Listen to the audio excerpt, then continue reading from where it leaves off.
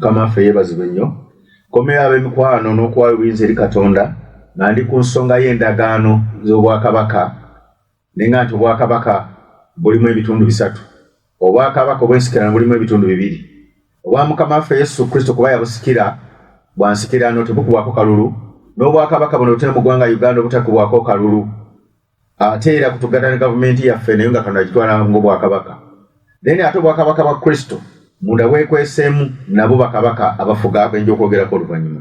Naye olwaleero ate nkisoosekedde kuba n'ettaka lubereberye 23 tugenda kulaba ku musajja Ibulayimu ono yamusindika mu nsi ensuubize, yafuna ettaka n'alisasulira ddala n'abeera leero eno nkola ya bwakatonda kuba naga nti jjajjaffe ono Katonda gwabalirako okukkiriza wadde n'ensi yatandikira mu kukkiriza ku Nuuwa kumanya ku Adamu, naye Ibulayimu Bayibuli gati ye jjajjawo okukkiriza era naffe kati kwe tutambuliramu okwajjawo amateeka ne gabeera mu kisa mu kukkiriza. Lubereberye 3 Saala n'awangaala emyaka 127 y'emyaka Saala gye yawangaala. Saala n'afiira mu kitundu kino e Kebbulooni mu nsi ya Kanani. Ibulayimu n'ajja omukungubagira, Saala n'amukaabira amaziga.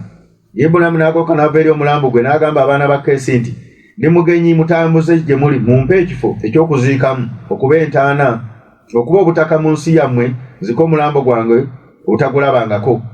Ibulayimu omukyala bw'afa kano yamusuubiza ensi n'agigendamu, yali tannategeera nnyo bya ttaka, naye ng'abasajja bali bamanya eby'ettaka oba ekibanja. N'asaba bamuwe waaziika afune obutaka. Obutaka kitegeeza kuba n'obwannannyini w'obeera oba obwebange obutakugirwa ng'osobola okukolera buli kintu ky'oyagala kata kiba tekimenya mateeka bassebo ne bannyabo. Kati ngenze ku lunyiriko mbuseemu ennyiri ngenze ku lwa 13 n'agamba Efulukooni abo n'abantu b'omu nsi nti bwe bamuwulya ng'ayogera naye nti bw'onooyagala nkwegayiridde ompulire, n'asasula omuwendo gw'olusuku gukkirize nkuwe nange n'azika mu mulambo gwange. Efulolooni n'addamu Ibulayimu n'amugamba nti mukama wange ompulire, akasuku omuwendo gwako esekeri eza ffeeza 4 kintu kyerinze naawe, kale ziika omulambo gwo.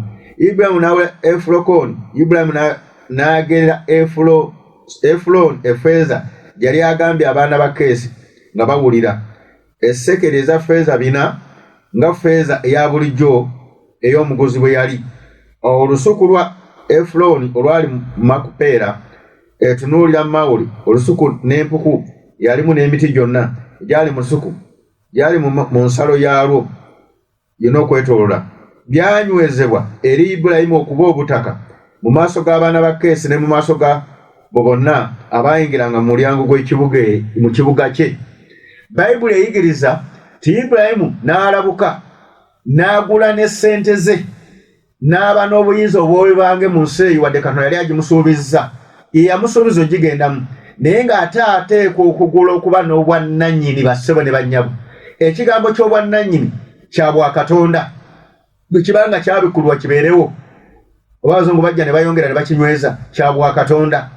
Bw'abo balinamu ensobi ze baakola n'ekigambo ky'obwannannyini kya bwakatonda si kya setaani. Kati buli muntu ateekwa okuba n'ettaka lye bw'aba ne ssente ezigula, okuggyako abaguze ssente ettaka mu bubbi nga ssente za gavumenti eryo si lyabwe ne ssente si zaabwe. Abassa abantu ne babaggyako ettaka eryo si lyabwe, bamanyi nti lyabwe ne si lyabwe. Abatutte ettaka lya gavumenti ne beefuula nti ba investors eryo lyo si lyabwe lya gavumenti. Tubagamba nti ettaka yabwebanga liteekwa okubeerawo. Obwakabaka buteekwa okuba n'ettaka, gavumenti, ebitongole, amakanisa, omuntu wa bulijjo waddembe okusinziira mu constitution ya Katonda. Era eno constitution kwe tugenda okutambulira. Bayibuli kyebegamba mu Mika 4 ti amateeka gagenda kuva mu Sayuuni, gagenda kuva mu Bayibuli amakulu gaalyo kusozi lwa Katonda. Aganaatereza zi constitution zonna ezikyamye endala tujja zirekerayo, naye eggwanga Uganda olw'okuba lyayitibwa enkola yaalyo tegenda kukyuka bassebo ne bannyabo. Era abadde alowooza eby'ettaka okulikyusa n'olukujjukujju muliviireko ddala bassebo ne bannyabo balabula. Tukyali mu kubuulira enjiri ey'okulabula, tetunnayisa nnyo mateeka na biragiro, naye ng'obudde bujja kutuuka okusinziira ku Bayibuli nga lyo tteeka lifulumye oteekwa digondera bugondezi mu linnya erya Yesu. Ni mu ku Yesu 14 kyali ku ttaka. Ontandise n'onyirwa 6 ne olondobuuse. Kansome katono. Abaana ba Yuda ne balyoka bajja mu Yesu Giriyaadi. Ne Kalebu omwana Yefune Omukenizi n'amugamba nti omanyi ekigambo Mukama kye yagamba ku nze, Musa ku nze ne gwawe. Ono ani ebigambo yamugamba naye kanfunze olw'obudde. Olukulu 11 okutuusa kaakano nina amaanyi leero nga bwe nalina ku lunaku lwe Musa lwe yantuma. N'amaanyi gange bwe gali mu biro biri n'amaanyi gange bwe gali kaakano bwe gati okufulumanga n'okuyingira. Kale kaakano mpa olusozi luno Mukama lwe yayogerako ku lunaku luli, kubanga wawuliranga ku lunaku luli Abaanaki mwe bali n'ebibuga ebinene ebirikoozi. Mukama alibeera nange ndibagoba nga Mukama yayogera.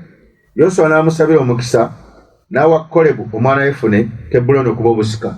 Owulira ekika ekimu nga kikulembera Kalebu ekya Yuda kyafuna obutaka bwakyo okusinza mu Bayibuli.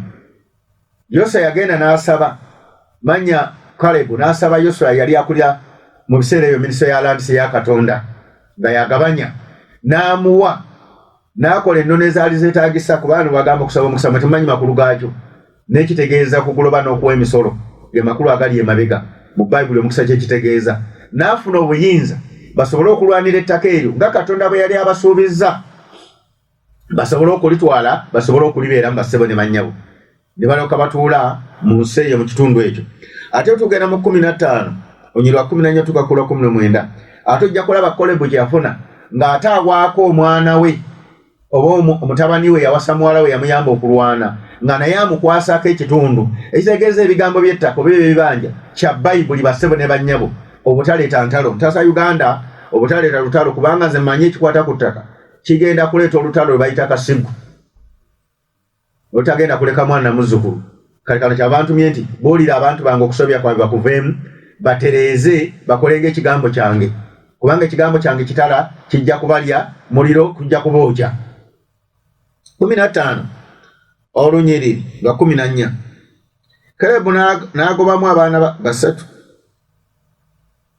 Sura ya 15 nyira 14 kansomera Kurani n'avayo n'alinnya okulwanyisa abaali Deboli.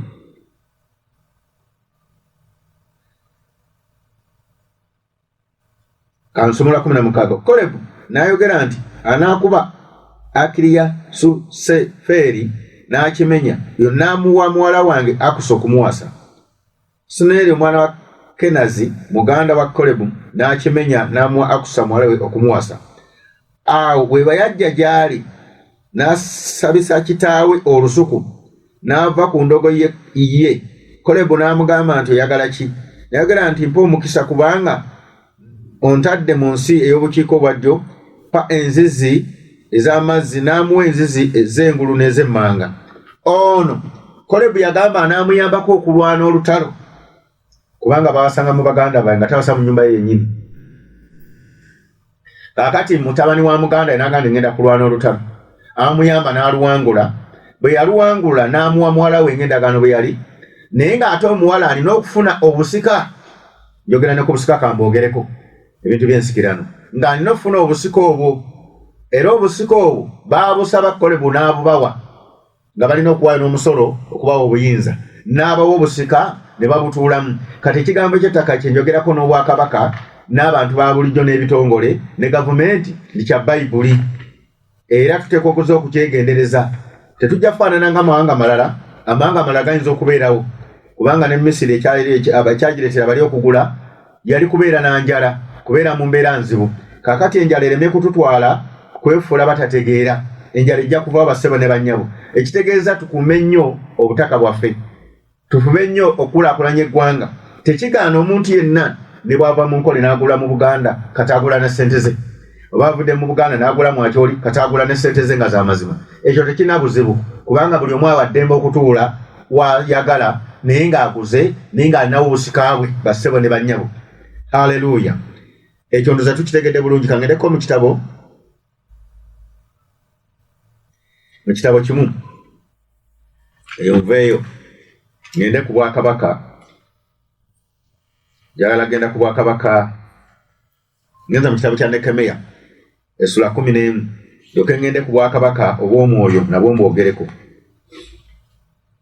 Sura 11 Onyirwa kusatu gugamba bwe ruti ndi ku butaka ndi ku bwakabaka obw'emirundi gyonna. Ne bano be bakulu b'essaza abaabeeranga mu Yerusaalemi naye mu bibuga bya Yuda ne mubeeramu buli muntu mu butaka bwe mu bibuga byabwe, Isirayiri bakabona n'Abaleevi n'Abanesimu n'abaana b'abaddu ba Sulemaani bagambe buli muntu mu butaka bwe. Obutaka kitegeeza nti we balina obwannannyini oba kibanja oba ttaka, bassebo ne bannyabo.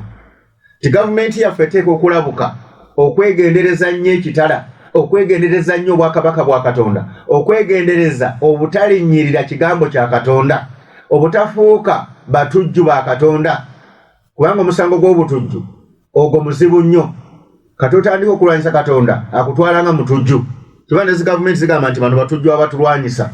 Kakati bassebo ne bannyabo nga tunaataasibwa, buli muntu waddembe oggula ettaka bw'abanga ssente zazifunye bulungi, okuggyako Katonda byagenda okukwata ze ssente zivudde mu gavumenti ne zigula amataka oba okubba amataka oba mu nkola enkyamu, ebyo Katonda byajja byezza, oba mu kkanisa ebyo Katonda n'engeri gyagenda obikolako mu budde bwabyo.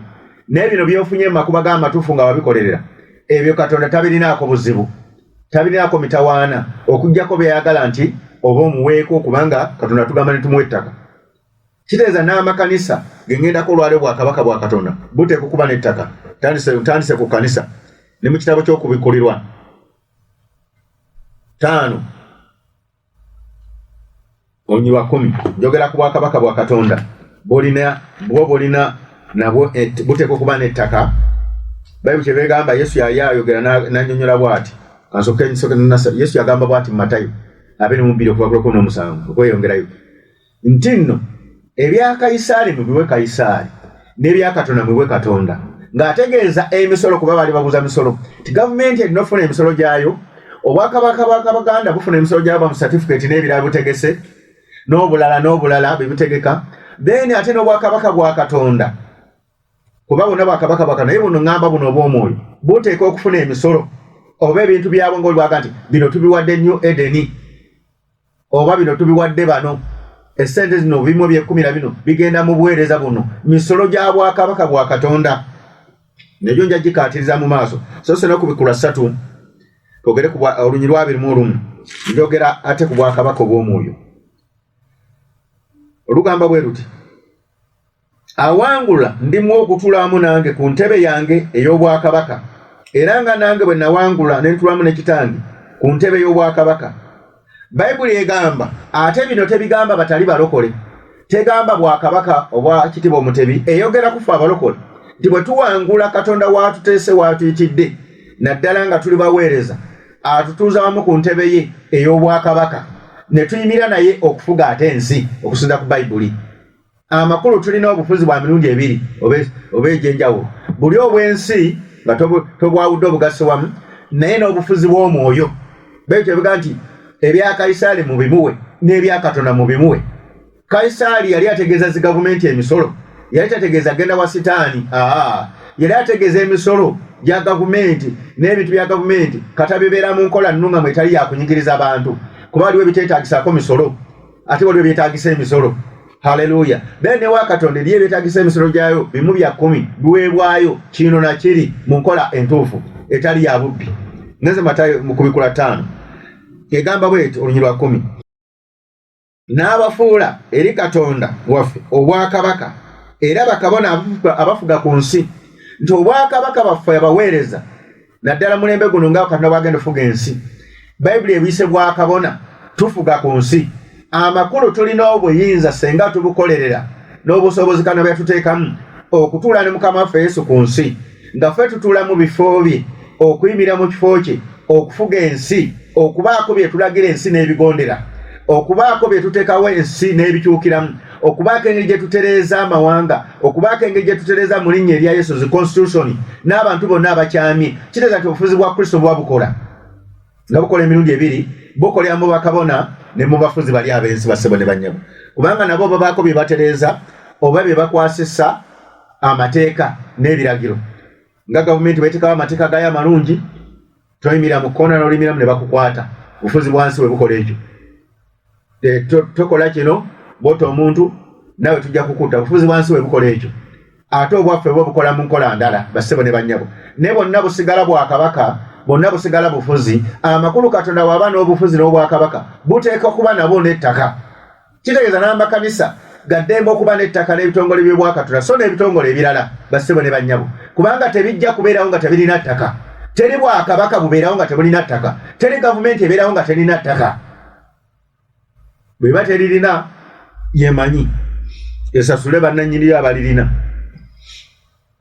okubikola 226 nkyali ku bwakabaka kati ndi ku bwamwoyo 226 era awangula n'akwata ebikolwa byange kutuusa ku nkomero oyo ndimu amaanyi ku mawanga ali balunda n'omuggo ogw'ekyuma n'ebibu ebiyumba ebyatikatika nga nange nawe wakitanda bayibuli etu egamba nti buli we tuwangula bassebo ne bannyabo ngaffe abaweereza Katonda atukwasa muggo gwa kyuma okulunda abantu kitegeeza okulunda kufuga kukulembera abantu naye nga tunabakwasa mukono gwa kyuma kati enjiri n'ey'oluvannyuma yo ya mukono gwa kyuma oba oyagala oba toyagala ekwasa mukono gwa kyuma okulaba ng'oteerera bassebo ne bannyabo naye nga ffe tugituddemu ogiweerezaamu abantu Katonda baayise naddala mulembe guno okubuulira abantu amazima bwe bajeema ng'omuggo ogw'ekyuma guvaayo ng'omukono ogw'ekyuma guvaayo tubala nti enjiri eno yo oteekwa gigondera oba oyagala oba toyagala oteekwa kukakana kuwaayo buyinza olukobeere n'obulamu n'emirembe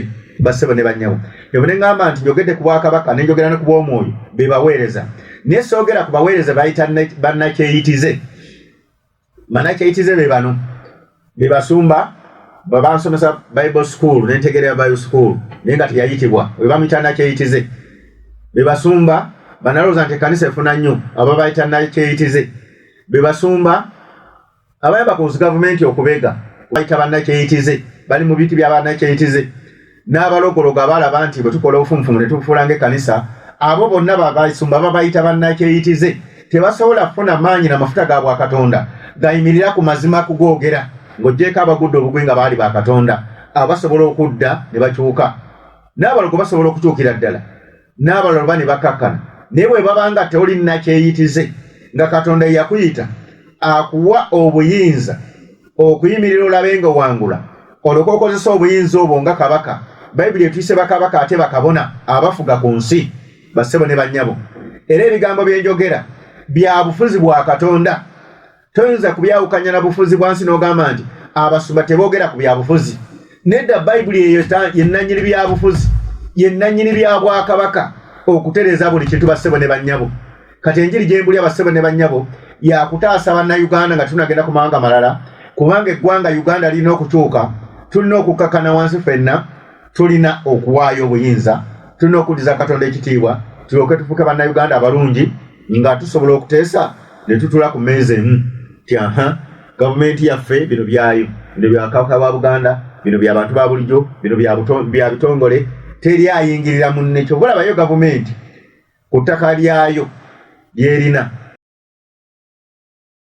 ate ndoza n'obwakabaka bugisinga siraba nkabaka ba Buganda ng'agoba bantu ne gavumenti egoba bugobi bantu terina weteekateeka negamba lino ettaka lyaffe tuzimbire abanaku egoba bagobe ate egamba nti tubaagala kale otalaba obukuusa obwo n'obulimba obwo muteeka kwenenya kukyuka bassebo ne bannyabo mwe mwali badde abasaale b'okuteekerateekera abantu ti abantu abanaku abatalina abazima mu ntobazi tebanabe balaga katusale ku ttaka lya gavumenti tubazimbire egoba bagobe naye sibulangayo bwakabaka bugoba oba batono tebugoba abantu baabo babeera ku ttaka lyabo ne babeerako ekyo Katonda kyayagala kubanga yatuyitira abantu teyatuyitira bisolo teyatuyitira kwekkusa teyatuyitira bugaggadde obugagga tulina okubeera nabwo kitegeeza nti ate osobola okugenda mu ggulu n'olemerera obutatuukayo era abakulembeze muteekwa okwegendereza nnyo kye bayita eggulu kuba Katonda abaagala era n'omukulembeze alina akisesi wesobola okugendera mu ggulu bayibuli nti kabaka w'e Sheba yajja n'afuna amagezi n'akyuka n'ategeera eby'obwa Katonda